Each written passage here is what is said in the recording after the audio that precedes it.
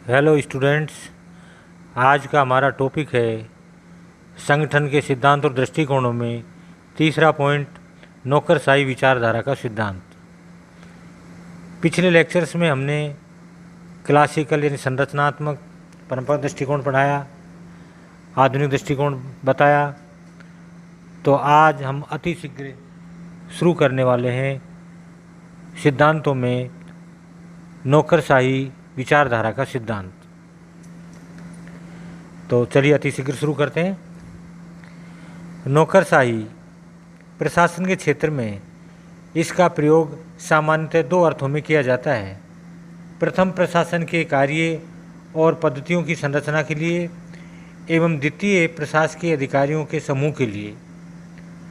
लोक प्रशासन के साहित्य में नौकरशाही जितना सुपरिचित और सामान्य प्रयोग में आने वाला शब्द है, उतना ही यह बदनाम, आलोचनापूर्ण और अप्रिय भी है। सामान्यतः इस शब्द का प्रयोग प्रशासकीय अक्षमता तथा अधिकारियों द्वारा शक्ति के अनुचित प्रयोग के लिए किया जाता है। नौकरशाही का अंग्रेजी पर्यायवाची शब्द ब्यूरोक्रेसी फ्रेंच भाषा के ब्यूरो शब्द से किया गया है, जिसका अर्थ है एक विभागीय उपसंभाग अथवा विभाग से है। सर्वप्रथम ब्यूरोक्रेसी अर्थात नौकरशाही शब्द का प्रयोग फ्रेंच अर्थशास्त्री विसेंट डी गार्ने ने 1745 में किया था। फ्रेंच अकादमी द्वारा 1798 में प्रकाशित शब्दकोश में इसका अर्थ बताते हुए कहा गया है कि शासकीय कार्यालयों के अध्यक्षों एवं कर्मचारियों की शक्ति और प्रभाव। कालांतर में राज्य के बढ़ते हुए हस्तक्षेप की परिस्थितियों में यूरोपीय विद्वानों द्वारा इस शब्द का व्यापक प्रयोग किया गया। ब्यूरोक्रेसी शब्द की व्यवस्थित व्याख्या सन 1895 में गिटानो मोस्का ने अपनी रचना एलिमेंट्री डी साइंजा पॉलिटिका में की, जिसका अनुवाद द रूलिंग क्लास के नाम से 1939 में प्रकाशित हुआ।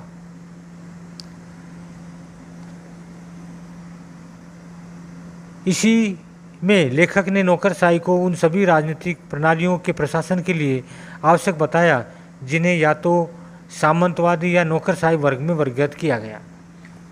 तो हम सबसे पहले लेते हैं मैक्स वेबर की अवधारणा।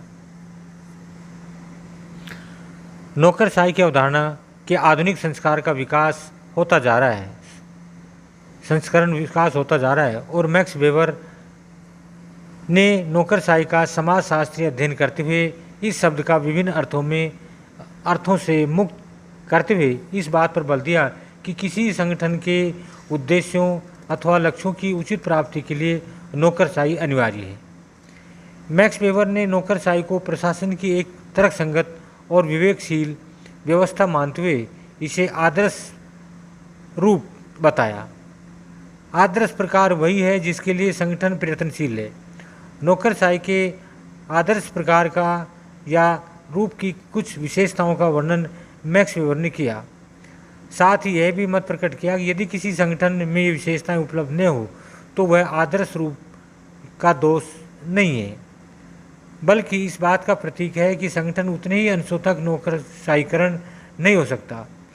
मैक्स वेबर के अनुसार नौकरशाही के आदर्श रूप की निम्नलिखित विशेषताएं हैं। नंबर 1, कर्मचारियों के बीच कार्य का स्पष्ट वितरण किया जाता है और प्रत्येक कर्मचारी को अपना कार्य उचित रूप से संपन्न करने के लिए उत्तरदायी बना जाता है। नंबर 2, पदों में स्पष्ट पद सोपान होता है। तदनुसार प्रत्येक अधीनस्थ कार्यालय एवं कर्मचारी उच्चतर कार्यालय के नियंत्रण में रहता है। नेक्स्ट, तीसरा पॉइंट, कर्मचारी व्यक्तिगत रूप से स्वतंत्र होते हैं। वे केवल अपने पद से संबंधित अवैयक्तिक कर्तव्यों को संपादित करते हैं। नेक्स्ट, नौकरशाही संगठन में तकनीकी नियमों के आधार पर कार्यालय की समूची कार्रवाई का नियमन किया जाता है।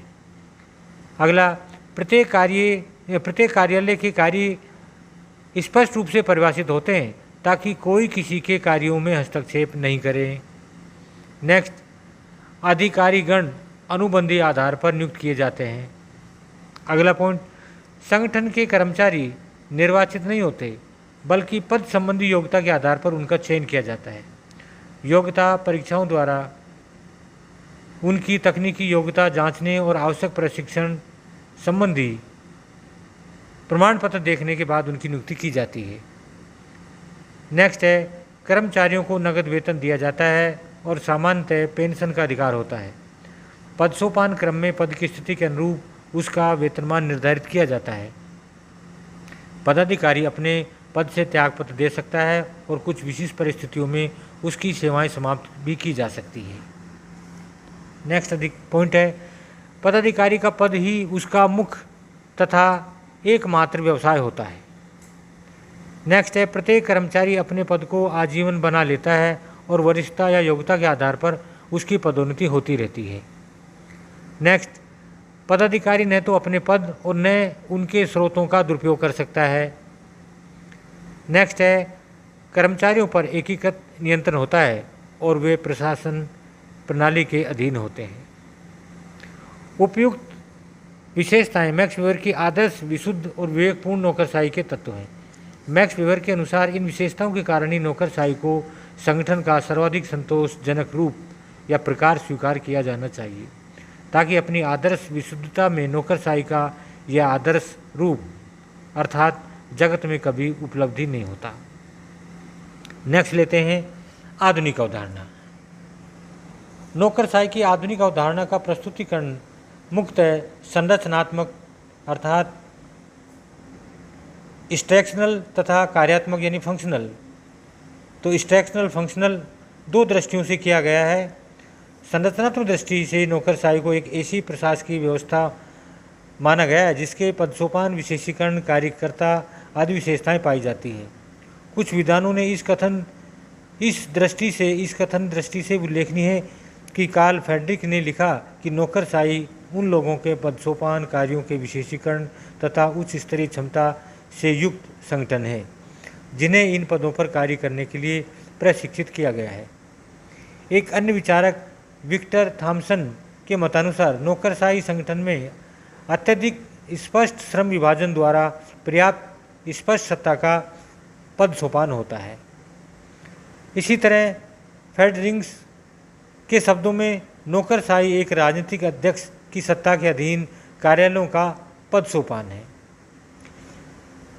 कार्यात्मक दृष्टि से नौकरशाही का अध्ययन सामान्यतः सामाजिक व्यवस्था की अन्य उपव्यवस्थाओं पर पड़ने वाले नौकरशाही व्यवहार के प्रभाव का अध्ययन है। स्वयं नौकरशाही भी इस सामान्य सामाजिक व्यवस्था का एक भाग होती है। माइकल क्रोजियर के मतानुसार नौकरशाही व्यवहार में धीमापन, प्रक्रिया की जटिलता, रूटीन प्रकृति और प्रशासकीय संगठन के सदस्यों अथवा सेवित व्यक्तियों के लिए कुंठाजनक वातावरण आदि बातें शामिल की जाती है। प्रोफेसर हेरल्ड लास्की ने नौकरशाही एक ऐसी प्रशासन व्यवस्था को माना है जिसमें यंत्रवत कार्य के लिए उत्कंठा, नियमों के लिए लोचशीलता का बलिदान, निर्णय लेने में देरी और नवीन प्रयोगों का अवरोध, रूढ़िवादी दृष्टिकोण आदि बातें प्रभावशाली होती है।